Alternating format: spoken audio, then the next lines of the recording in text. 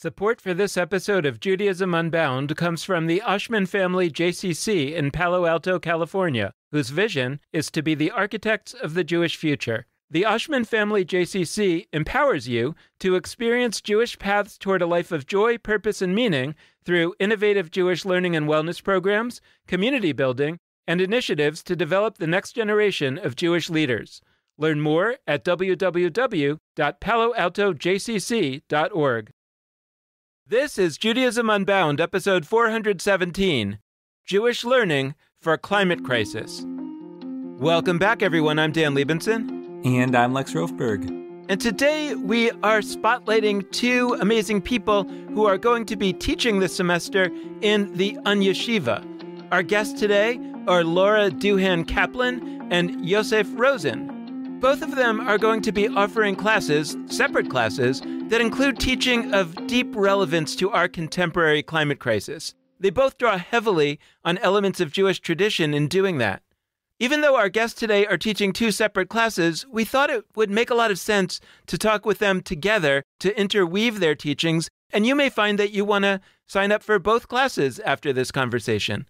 If and when you do want to sign up for any Yeshiva classes, just head over to judaismunbound.com/classes. They are all beginning in mid-February, and it's really an exciting milestone for us. The Yeshiva has been around now for 2 years. Remember, the Yeshiva is our Center for Jewish Learning and, importantly, unlearning. But for those really looking to dive in, these 12-week classes are really a great opportunity. So check them all out, including classes that Lex and I will be teaching at judaismunbound.com/classes. Now, a few words about these classes. Laura Duhan-Kaplan's class is called Reimagining Biblical Animals, Beyond the Talking Donkey. In her class, students will explore the realms of biology, Kabbalah, Midrash, indigenous wisdom, and they'll blend it all together with students' personal experience and an appreciation for the artistic skill of biblical writers. The course draws on the incredible work that Laura Duhan-Kaplan has done in her book, which is entitled Mouth of the Donkey, Reimagining Biblical Animals. And the class taught by our second guest, Yosef Rosen, is called Fire and Rain, Magical and Mythic Jewish Ecologies for Climate Crises.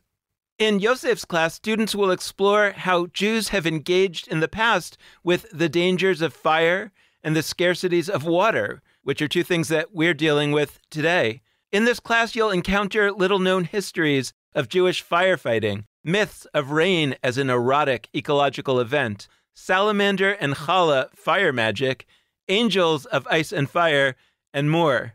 So before we talk to our guests and interweave their incredible teachings for this time of climate crisis, just a few words of introduction about them. Laura Duhan-Kaplan is Director of Interreligious Studies and Professor of Jewish Studies at the Vancouver School of Theology.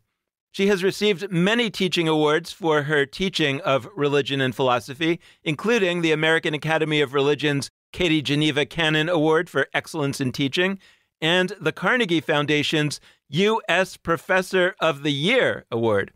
Laura Duhan-Kaplan is the author of 4 books, including Mouth of the Donkey, Reimagining Biblical Animals, as well as The Infinity Inside, Jewish Spiritual Practice Through a Multi-Faith Lens. She is also the co-editor of 7 anthologies, including Spirit of Reconciliation, a multi-faith resource for Indigenous reconciliation in Canada. Laura Duhan-Kaplan is the Rabbi Emerita of Or Shalom Synagogue and also Professor Emerita of Philosophy at UNC Charlotte. Our second guest, Yosef Rosen, is an educator, ritual designer, and DJ. As a historian of Kabbalah and Jewish magic, Yosef Rosen translates the mysteries of the past into usable mythologies and immersive practices. His teachings merge what modern society often keeps separate, the contemporary and the ancient, the academic and the experiential, the religious and the secular, the spiritual and the somatic. Yosef Rosen blurs the line between education and initiation in his teachings. He encourages students to reclaim their own forgotten or censored lineages of Jewish creativity. Yosef Rosen currently teaches emerging rabbinic leaders at the Academy of Jewish Religion and the Aleph Ordination Program. As a DJ, he plays global electronic music that welcomes bodies to integrate sacredness and silliness and undo the difference between play and prayer. Yosef Rosen holds a doctorate in Jewish studies from the University of California at Berkeley. We can't wait to jump into a conversation of such contemporary relevance and also ancient exploration. So, Laura Duhan-Kaplan, Yosef Rosen, welcome to Judaism Unbound. It's so great to have you. So glad to be here. So nice to be here. Thank you, Dan. So, Laura, I wanted to start with you. We have had a guest on this podcast many times, B'nai Lappi, who has a story that I think she might have gotten from somewhere else, but she talks about the notion that if a donkey could read the Torah, the donkey would notice all these stories about donkeys that we just kind of elide. Like we just say, well, this story was about a person and he was riding in on a donkey, but the donkey is not important to the story. But if the donkey were reading the Torah, the donkey would focus on the donkey. And this, of course, is for B'nai an important metaphor to the idea that if queer folk can read the Torah, they would see the queer folk in the stories that we don't notice. But in this conversation, I think we can actually talk about the donkey. And I know your class is about beyond the donkey, but I would love to understand from you how you're reading these biblical stories of animals and how reading them the way you're reading them might give people a different experience. We will absolutely talk about the donkey and a reading that puts a donkey's perspective at the center of a whole cycle of stories. And I love B'nai's teaching that there are so many ways to read the written Torah. If you think about the story of creation, it starts out with the creation of so many key elements of the ecosystem. And then suddenly at the end of chapter 1, we get all the clues that we're just going to focus on the human story now. Except embedded in the human story, woven into the human story, are all these other characters and life forms. And when we look at the donkey stories, we see that even in the human Torah, the donkey appears as a profound wisdom figure and teacher of its human companions. I think the donkey would certainly conclude that human beings are in desperate need of the donkey's guidance because we have so many Torah stories that show humans bumbling around in the world, making odd decisions, making decisions in the absence of knowledge. And donkeys are really very sensitive animals who read the signals of the wind and the climate and tactile sensations and people's emotions. Perhaps the donkey would conclude that humans were gifted with only a very narrow slice of perception and that God had given donkeys a particular mission to help humans and support humans if only the humans would pay attention. So this is amazing. I think throughout this episode, we're going to bounce back and forth and basically have a bunch of experiences for the listener where they're going to be like, wait, I want to hear more about that. And then we're going to switch to the other class. And so it's going to be full of suspense, but you just have to listen to the whole episode to get the next slice. So I'm going to switch to Yosef's class for now. Your course, I am kind of in love with the framing because I think here, the title is Fire and Rain, Magical and Mythic Jewish Ecologies for Climate Crises. We mentioned it in the intro. And I think when folks hear magical and mythic, they're probably not thinking like, oh, this is a practical class. But there's also a way in which this is kind of a practically minded class. We're living in a world that climate crisis is a reality and where our planet and those who inhabit it, our lives are in danger. And so how we operate in that world is not just sort of an amorphous, abstract, big picture question. It's like very real. And so I was curious to hear a little bit more about your class. I mean, in what ways is this a mixture of practical and bigger picture? Take us into Fire and Rain. When we're looking at our current environmental crisis and we're looking to Judaism, to Jewish wisdom for resources, I think we often look to Jewish values. We look to Tikkun Olam, healing the world. We look to Bal Tashchit, don't waste. We have these values. what I'm trying to do in this course is swerve a little bit and show that there's a long history of Jews grappling with ecological crises. Wildfires may be more rapid and more widespread today, but Jews have been grappling with how to respond and how to put out wildfires for a long time.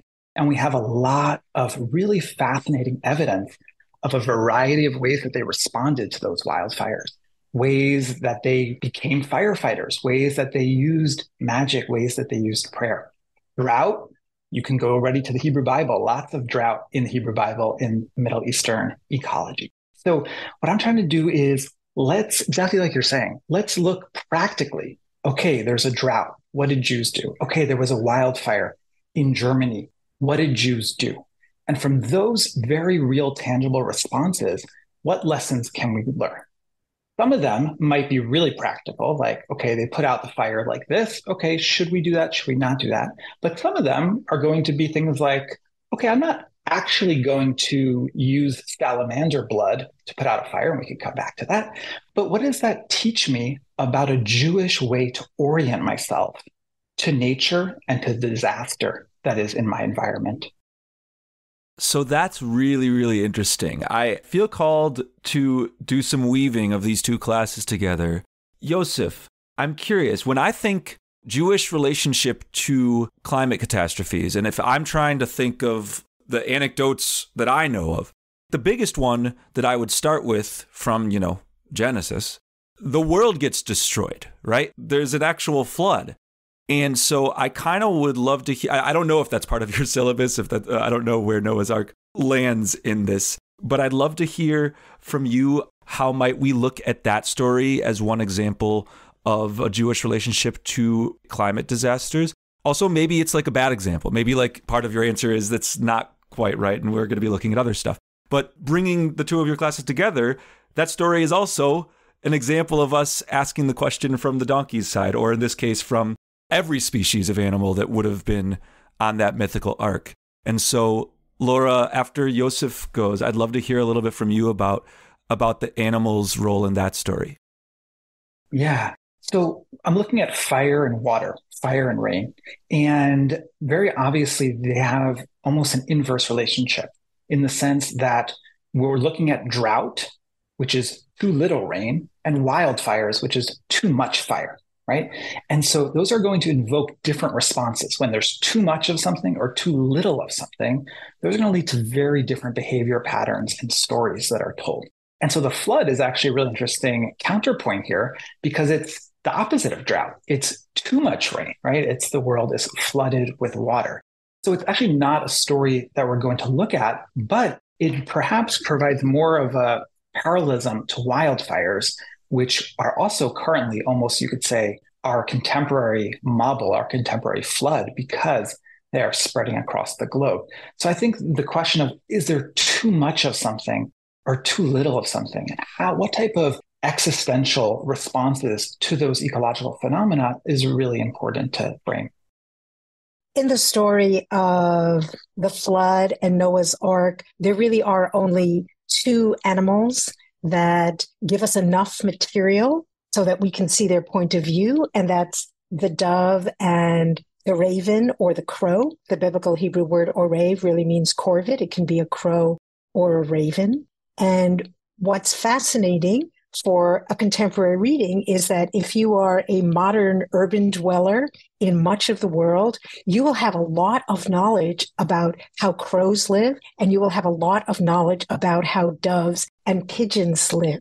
So you have a wonderful opportunity to imagine what those animals' interaction with Noah was like, and to think about the ways that the crow or the raven and the dove or the pigeon actually partner with Noah in finding safe spaces to live and making it possible to rebuild a life on the land.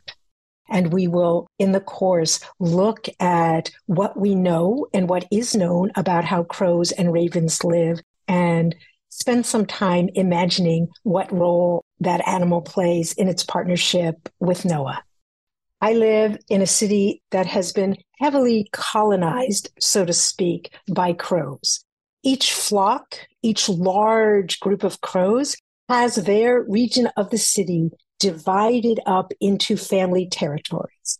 All day long, the crows forage in their family territories. In the summer, the crows raise their babies in those family territories. But every night, all of them, just before sunset, fly off to a huge communal roost with tens, maybe not tens of thousands, but thousands, perhaps 15,000 crows, all catching up to spend the night. And in the morning, they fly back out to their family territories. In the story of Noah's Ark, Noah sends the crow or the raven, who lives in a similar way in real life. Noah sends the crow or the raven out on a mission, a reconnaissance mission, and the crow flies to and fro and to and fro. And if you know about crows, you know that that is the daily behavior of the crow. The crow is going to head out, check out the territory. It's going to come home at night, and it's going to debrief with its flock about what it saw. And in fact, it's been documented even by modern biologists that crows speak a sophisticated language with words and sentences.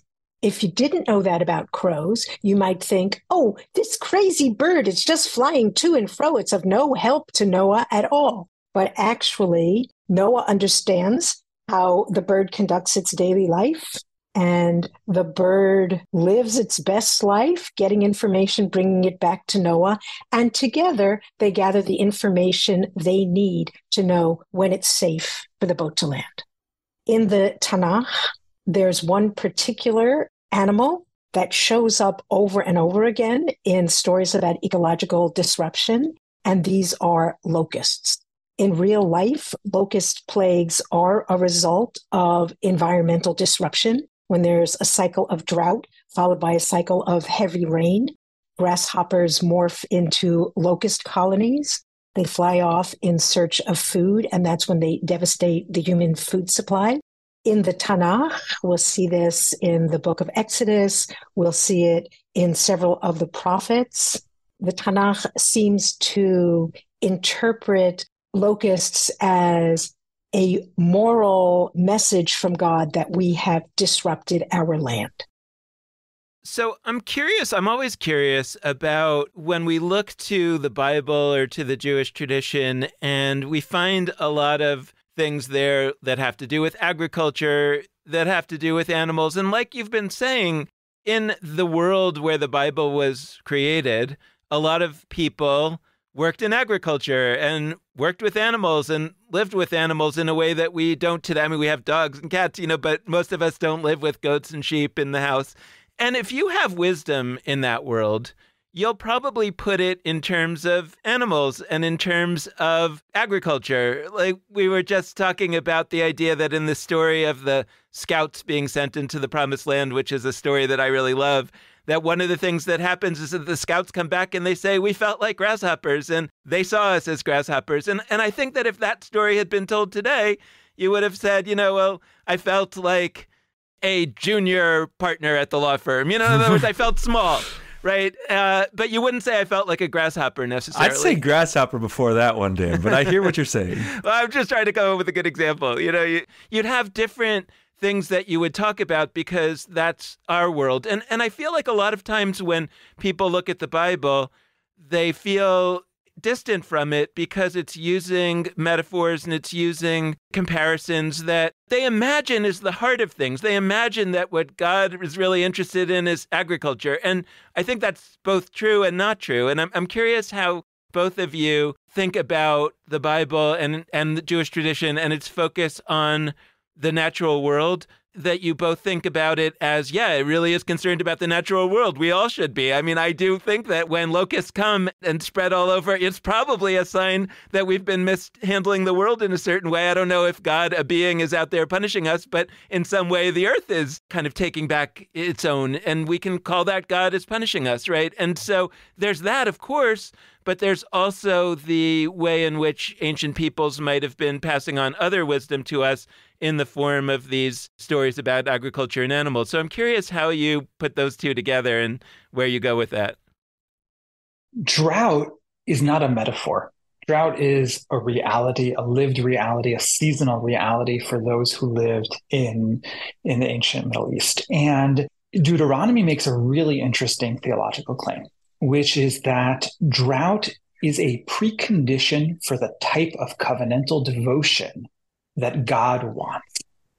That those who live in a hydraulic conditions of Egypt, where the Nile just naturally irrigates the land, that does not lead to the type of relationship with a creator, with the divine, that is being designed here, that is being modeled.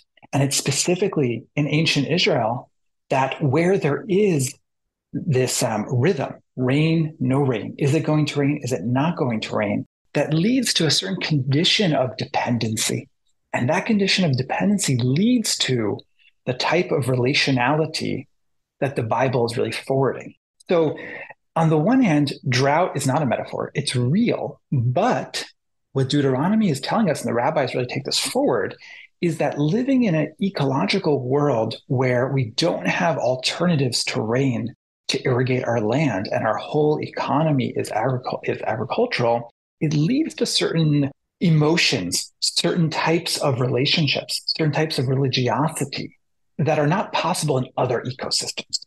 So an ecosystem is real, it's literal, it's physical, and yet it leads to things that aren't tangible, types of religion, types of devotion that are not made possible in Egypt. And in one of the classes, I think it'll actually be our opening class, we'll look at how Jews later on developed this dialectic, this tension between an auto-irrigated ecology like in Egypt and a rain-dependent ecology, and how those lead to different religious values and different types of religious experiences. So there's that coupling there of the material, natural, ecological with more existential, spiritual, religious things, and they come together. They can't be separated. That's fascinating what you just talked about, and that perhaps a certain kind of religion can only come out of a certain kind of land. In a way, my question is, what if that person then moves to Egypt and now they're living in a world where that relationship with nature no longer fits the reality?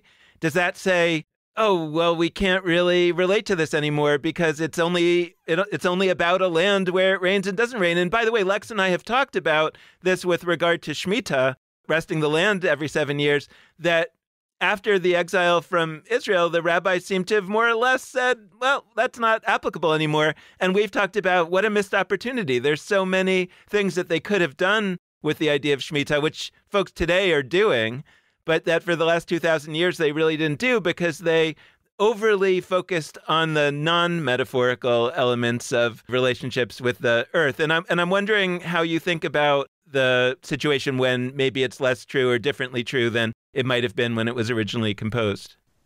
Yeah, I think that helps clarify things. For instance, already Philo of Alexandria is a great example, right? We have a Jew who's literally living... Alexandria being in Egypt, yeah. Being in Egypt, who's living in this other ecological system. So we'll definitely in the class look at, okay, what did he do with these verses? Did he feel like he needed to reinterpret them? And it's a really interesting insight there. But also what we'll look at is the ways that later in Jewish mysticism, in Kabbalah, they took these models of rain and no rain, drought and things like that, and turned them into metaphors. So there is a point in which these things, let's say the Jews are living in Spain, they're no longer farmers, they're not allowed to be landowners, the ecological system is different. And so definitely one of the things we'll want to trace is, okay, how does Jewish mysticism take these older templates and once that ecological grounding is not there, do something really new and radical with? And that's kind of, I think, a through line throughout the course is, yeah, there's drought and there's wildfires throughout time. Sometimes those are, I don't want to use the word metaphor, sometimes those are models for thinking through other things. And sometimes they're really real. And I would say in the course, the drought part, we're going to start off with it being really real in the biblical context and some of the rabbinic practices. But then I would say we're going to almost do like 3 whole classes once rain becomes a metaphor for intimacy, which it already is in the Bible, but it's more than that. Whereas with fire, it's never going to be a metaphor. We have enough historical material. Jews have been endangered by wildfires so much throughout history already in the early, let's say the early rabbinic period till today. So there we don't need to go metaphor hunting. We have enough like, okay, what was the technology used? What was the magic used? What were the rituals used in terms of fire? I think it's really important when reading animal stories in the Torah to not go too quickly to thinking of the animals as metaphors or symbols. First, we need to understand something about the lives of the animals themselves and how they might have interacted with the humans in the story. Because first, that's respectful to the storytellers who probably assumed that you understood the animals in the ways that they did and shared their background knowledge. But second, that allows us to understand the symbols and the metaphors in a deeper way. For example, with donkey stories, it would be so easy for people who don't know much about donkeys to say, oh yeah, the talking donkey put its rider, Bilam, in his place. Look how little the prophet Bilam really knew. Even a donkey who's so foolish was more spiritually aware than its rider. You might think that, but if you understand the role of the donkey in so many biblical stories, you understand that the donkey is a wisdom figure with a profound ability to see and guide the rider.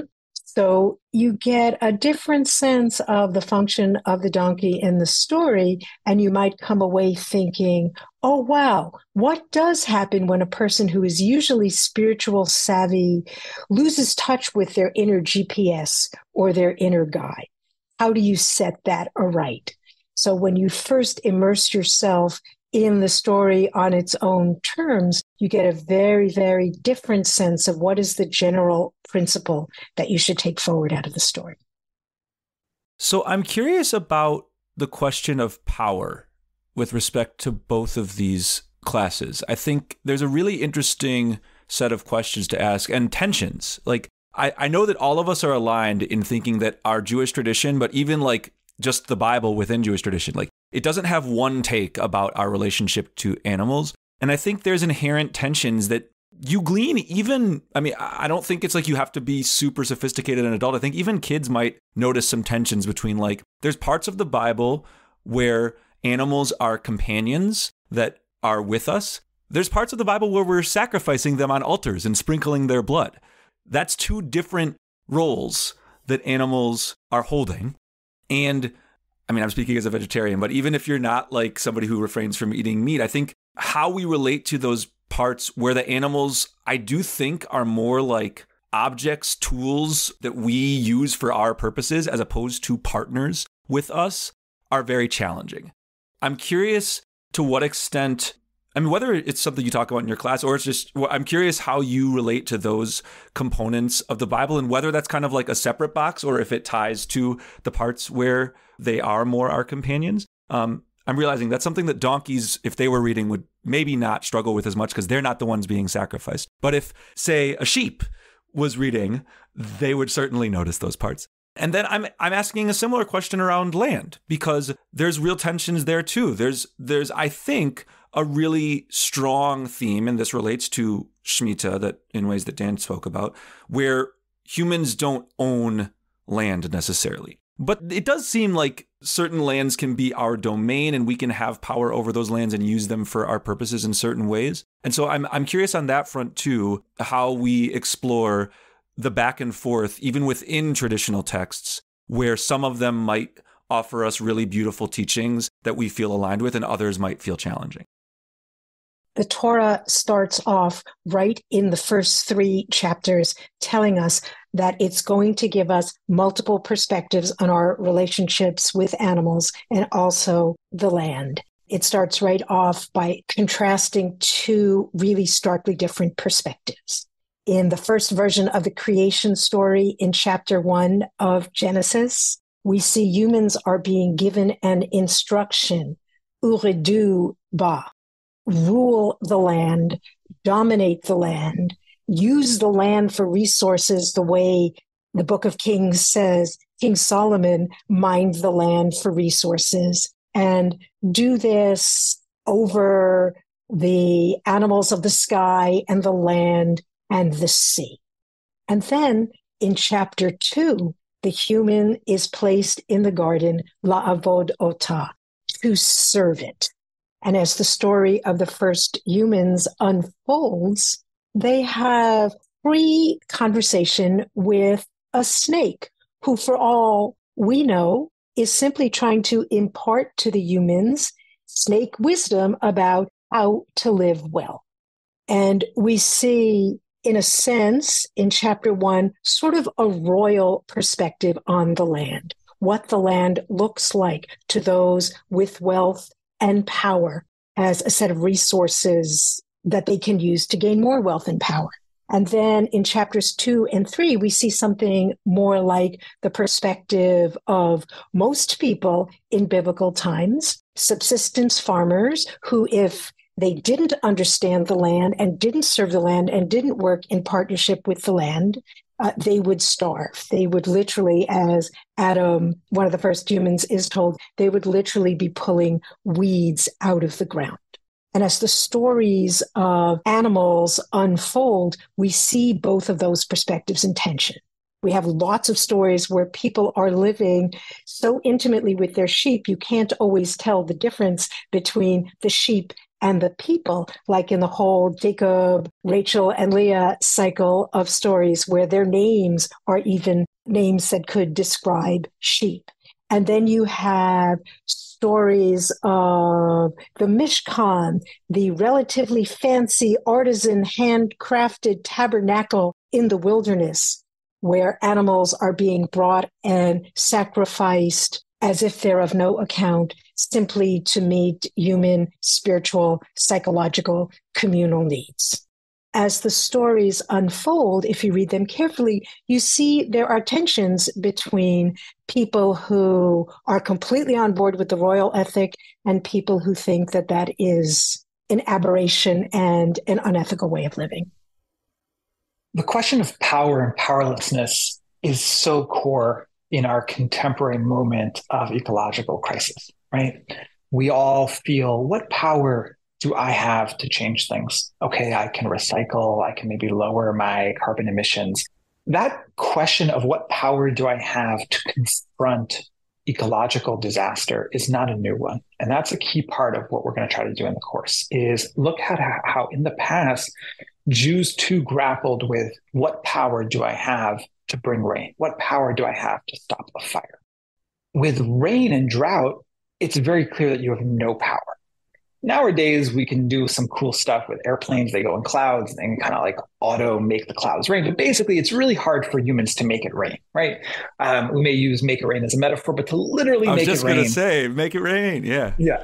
But literally to make it rain, it's really hard, right? So we can improve our irrigation systems, our auto drip, our salinization, but literally to make it rain, it's really hard. And certainly in the past when they didn't have those technologies, so they were powerless. And so the question was, okay, now what? With wildfires, and when I'm talking about wildfires, we're talking about urban wildfires. We're not talking about wildfires in like forests. We're talking about fires that began in urban centers, whether that's a shtetl, whether that's a city in Europe, and we're ravaging through the town. These homes are built out of very flammable materials. In the ancient world, we have statistics. In the pre-modern world, we have statistics that basically your home was going to burn down probably every 20 years. That fires were so prevalent in urban centers that you knew your home was going to burn down, and there wasn't much you could do about it. Before the invention of hydraulic firefighting, which begins in Amsterdam in the late 17th century, it doesn't really spread till Jewish places in the 18th century, they don't really have much to do, right? You can take pails of water, but it's not really going to do much. You basically just evacuate. And so that's where religion comes in, where, okay, I don't seem to have any physical power, what's an alternative power source that I can turn to? So that might be God through prayer. That might be ritual, bring community together, or it might be magic. And magic, that's not a term that Jews themselves use, but magic for us, using that term, it's always about power. Magic is a way that humans try to gain extra power to do things in nature, to do things in the material world. It's not like I'm praying for love. It's I am doing a spell that will lead to love. There's an assumption that this has power. And so what we're going to look at is, okay, what were the strategies that this powerlessness led to? Maybe those won't be the same strategies that we use, but I think it can inspire us to say, okay, let's be a little bit more creative. Let's not just say, okay, I'm powerless, that's it. Or I'm powerless, okay, I'm going to do a little more recycling. What's a ritual that I can create that might dramatize my innate relationship with what's happening, that makes me really feel like I am implicated in this fire, in this drought? So I think power is going to be a big through line throughout the course. And it's one of the key things that I think we can find in the past that can be a resource for us, is how to navigate that experience of powerlessness when we're dealing with environmental catastrophe that feels so beyond our human power. Yosef, I'm curious about two things. One, I'm thinking about what you were saying earlier about the world in which it rains or doesn't rain compared to the world of the Nile. And I'm wondering about the world of fires. I didn't know that about what it was like to live in a city that your house was almost sort of guaranteed to be on fire at some point. And I wonder what religion evolves out of that. I mean, I would imagine, right, it would have to be one that puts less emphasis on things. If that was our world today, there are all kinds of things in our homes that when we hear about a fire, and hopefully everybody's okay, when we hear about a fire, we imagine all the things that were burned, all the memories, all the photographs, and it's devastating to think about somebody experiencing that. And I'm wondering what that was like in that pre-modern world, and whether it affected beyond just magic like you're talking about, but just in terms of like the kind of religion that might have emerged out of that. And I guess I'm asking it with connection to that. Of course, we all believe that human beings today should be fighting against climate change in every way that we possibly can. But I'm curious if you might have thoughts on what sort of religion might emerge in a world where we were unsuccessful at that, and we were kind of living in this world, which we basically are living in, that constantly seems to be getting worse and worse from a climate standpoint. Already in the Talmud, already in the Mishnah, we have questions of what can you save on Shabbat from your home when it's on fire? So the question of, okay, my home is on fire, how do I categorize different material goods? Because on Shabbat, you're not supposed to carry from the private domain to the public domain.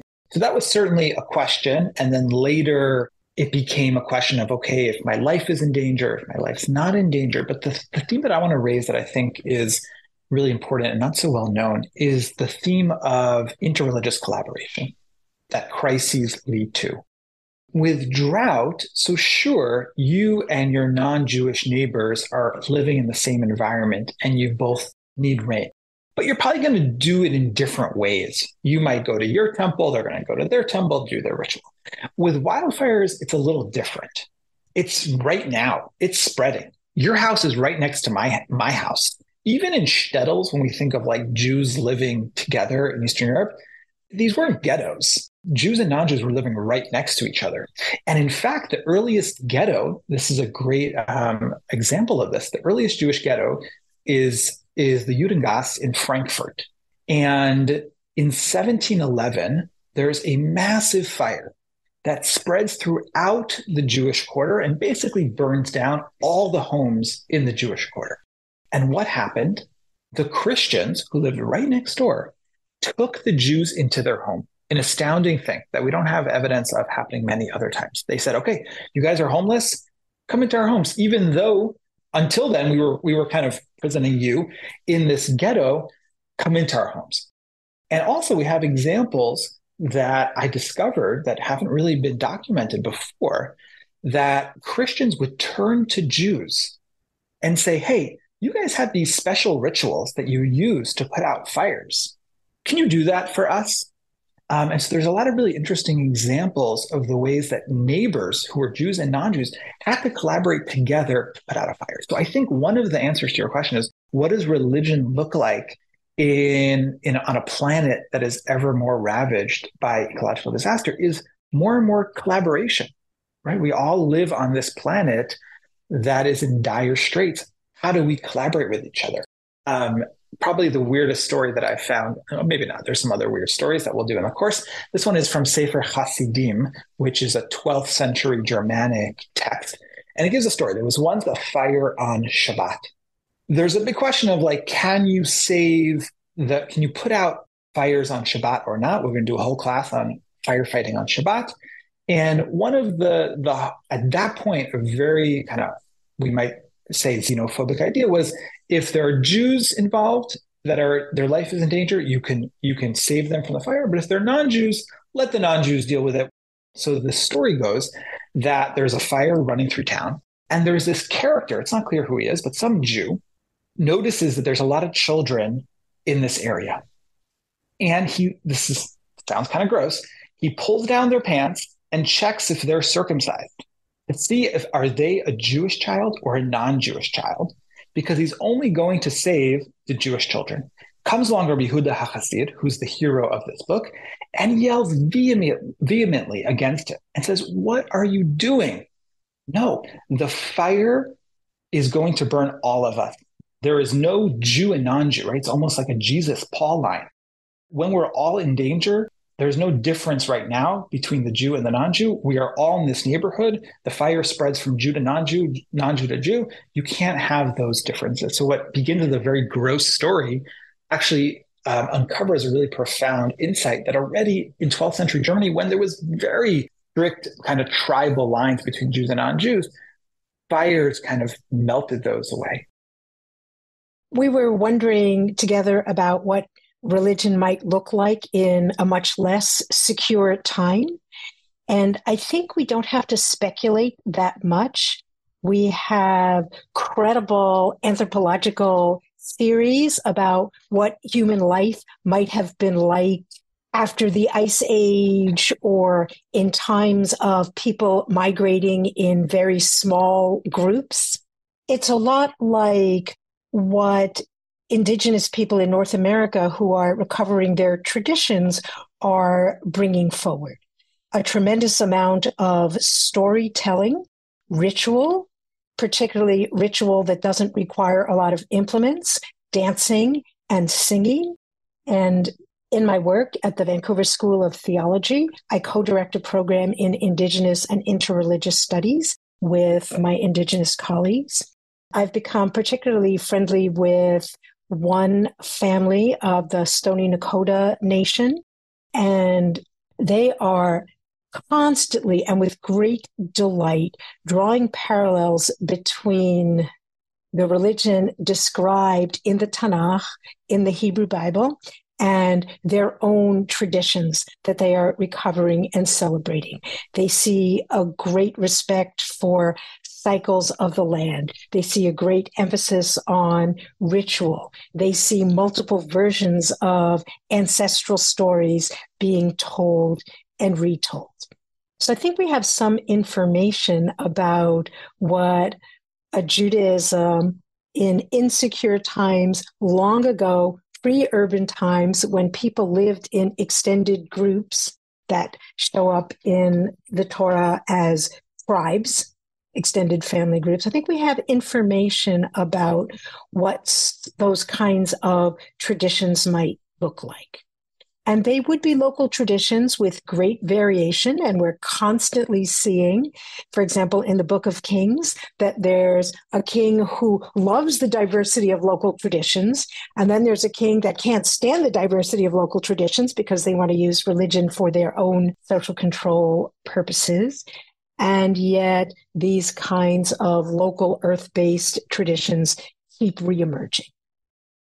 I'm really struck. I hadn't thought about this much before the conversation started, but I'm struck by the ways in which interreligious collaboration is arising. First, I mean, Yosef, the gorgeous stories you brought about Christians and Jews in a context that is very well known for not so good relationships between Christians and Jews, actually having ecological catastrophe lead to some of that. And then, Laura, you mentioned the Vancouver School of Theology. I mean, you live your life and work in a context. I don't know the ins and outs of your institution, but I do know that there are people, colleagues of yours, across religious lines. And I'm curious to sit with that largely because I think it actually brings up a challenge to all of us. Like, climate crisis is, in the same way it affects everybody in those neighborhoods in Europe, it affects everybody. And so somebody out there maybe could be listening to this podcast and be like, cool story, y'all. Why aren't we doing this in an interreligious context where it's not just a Jewish framing? Why explore this from a Jewish specific set of angles? Not that your courses won't also bring it, but like, why are we framing this as like an un-yeshiva course, as a Jewish endeavor to undertake, whether with respect to our relationship to animals or with respect to our relationship to land and earth? Like, shouldn't we be striving to be building more cross-cultural collaboration on that? How would you go about approaching that question? I think it is motivating to people to understand that these issues have been important throughout the history that they claim as their own. And at the same time, it is also important to emphasize interconnectedness, not just between humans and other species, but between humans and humans, because in many ways we stand or fall together. Over the last few years, in our region of the Pacific Northwest, we have had a number of environmental disasters. For example, we had a heat wave that killed 600 people in 3 days. Just a few months after that, we had tremendous floods in the same region. Thousands of farm animals lost their lives, though in this disaster, fortunately for the human community, no humans did. And the interfaith and multi-faith response to these disasters was profound. A group that owned a religious retreat center opened it up as a temporary shelter for migrants. Groups that had food banks and community meals already organized reached out to these communities and sent foods. The groups that had very well organized, the religious groups that had very well organized fundraising strategies raised funds to be delivered directly to the communities. So there's a tremendous amount of collaboration and mutual concern on the ground. And the knowledge and the belief that it is part of our own Jewish cultural ethos to rise to these occasions encourages people to participate in this. I think what the Jewish history of response to environmental catastrophe teaches us is to reorient towards the local, which may be counterintuitive. We think often of climate change, of global crises as global, as these are dealing with the whole planet. And when we're talking about planetary danger, we lose sight of the collaborations that are available to us in our specificity. In the research that I've been doing around these topics, it was always in the neighborhood. It was always in this town that was dealing with this type of drought, had this type of water needs that led to collaboration between Jews and non-Jews. So I think perhaps a reframing of environmental catastrophe from the planetary, which seems so abstract and so big and so hard to engage with. Okay, well, let's look at the local. So for the past decade, I was living in Northern California, which over the last few years have been ravaged by wildfires. And it really did lead to a sense of, okay, it's not a Jewish problem. This is a local problem, but there are Jews and many non-Jews who are being forced to flee their homes. What types of unique collaboration emerge and can emerge for that? Are there unique rituals that aren't Jewish that are being performed that Jews can bear witness to, that can learn from, and vice versa? So I think just the shift from ecological being globe to ecological being local is a really important one. So I am overjoyed for your courses to be offered in the Un-Yeshiva. I'm overjoyed because I think they matter a lot for all the reasons that you've both discussed.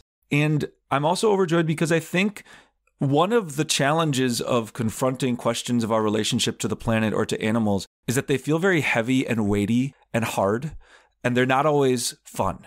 And we do feel those feelings of powerlessness. And so I am really thrilled that there will be these chances to engage with serious issues facing every one of us and facing our planet, and that there will be moments of, I think, a lot of laughter and joy. So as we close, I'd love to just hear a little bit of like, somebody's out there and they're on the precipice. They're thinking, oh, I'm so close. Like, maybe I'll sign up for Laura's class. Maybe I'm going to head to judaismabound.com/classes and sign up for Yosef's class. But put me over the edge. Convince me it's going to be kind of fun. And so I'd love to hear some of the joy that will be present in these classes as we unpack really big issues. Does baking challah and turning it into a magical amulet sound like fun? Well, I think it does. Does discovering parts of our Jewish tradition that have been completely forgotten sound like fun? I think it does. One of the things that we're going to be talking about in this course is something that has really been absent from Jewish records. When fires would break out in Ashkenaz, that's Germany and parts of France in the early modern period, Jews had this really strange ritual that's been completely lost to time, which was to bake a challah, right? And you might be thinking, okay, there's a wildfire spreading through my town. Who has time to bake a challah? Well, I guess the Jews did. And then they would draw on the loaf of challah. They would make a circular challah and draw a Magen David, a Star of David, a shield of David, along with different divine names, acronyms, all sorts of fun, magical things, circumambulate wherever the fire was present 3 times, and throw the challah into the fire while reciting some prayers. That's weird. That's the type of stuff that I'm into. And if you think Jewish magic is cool and weird, come join the course because, yeah, wildfires are scary. And we live in a moment where they're here. They're real. You know, we shouldn't laugh at them. We shouldn't just say, okay, we're going to do fun arts and crafts projects. But what we're going to explore is why challah? What does challah have to do with fire?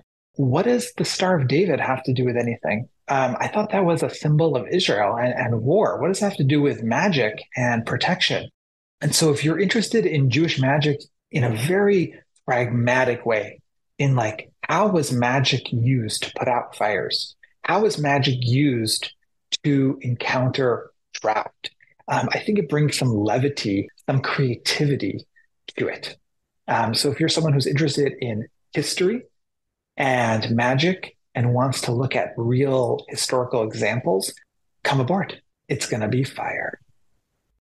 In the Beyond the Talking Donkey course, we will also spend some time spiritually soaring. There are a number of beautiful poetic passages in the Hebrew Bible where God is described as an eagle. And we might even ask, what does that mean for the divine to be like an eagle? Does that mean the divine is all-seeing? Does it mean it takes us to higher levels of consciousness, helps us discover new dimensions of things? Looking at the animals in the text as well as the animals in the world around us can help broaden our own perceptions of reality so that we see and place ourselves into the world differently. And because we'll be using biblical text as one of our tools, we will enter the text together in a creative way with lots of discussion that helps us soar, and we'll be able to take fresh looks at things together. And I look forward to learning from everyone in the course. Thank you both so much. I feel like I'm going to go listen to the song Fly Like an Eagle from the Space Jam soundtrack directly after this. I encourage our listeners to do the same. And Fire and Rain. And Fire and Rain by James Taylor, of course. Sorry, I got almost to the end without shouting out one of my favorite songs. I've seen James Taylor in concert, I think 5 times. But thank you both so much for bringing your music shoutouts, but also bringing your incredible wisdom, almost as incredible as the donkeys. Thanks, y'all. Thank you, Lex and Dan, again, for a wonderful conversation. Thank you, Lex and Dan and Yosef, for a wonderful conversation. And thanks so much to all of you out there for listening. We hope you've enjoyed this conversation, and we hope that you'll tune in again in the future. The biggest, most important thing as we close this episode, judaismunbound.com/classes. That is where you go. It's rhythmic, judaismunbound.com/classes. It's like iambic pentameter. That is the place to go to sign up for either or both of these amazing courses with Laura Duhan-Kaplan and Yosef Rosen, to sign up for Reimagining Animals, to sign up for Fire and Rain. All of the amazing, juicy tidbits that you got today will be expanded upon and deepened as you dive into these courses. So don't miss that link, judaismunbound.com/classes. And as we close, a reminder that you can always be in touch with us via any of the following platforms. We have our Twitter, Instagram, and Facebook handles. All of those are at Judaism Unbound. You can go to our website, judaismunbound.com, to find show notes for this episode and learn more about our work. You can email us at dan@judaismunbound.com or lex@judaismunbound.com. If you have an overall question for the Onion Yeshiva related to these courses, you can send that to UNYESHIVA on Yeshiva at judaismunbound.com. And a reminder, last thing, that we have financial aid. And the way that we're able to offer that financial aid is that we also have donors. You could be either end of that. So if you want to take one of these classes and would need financial aid to do that, that is totally encouraged. Just head to the page for our classes, and there is a form you can quick fill out to apply for financial aid. And if you would like to be part of helping others receive financial aid because you have the ability to do so, head to judaismunbound.com/donate and give us either a monthly recurring gift or a one-time donation. So thank you so much to all of you out there for listening. And with that, this has been Judaism Unbound.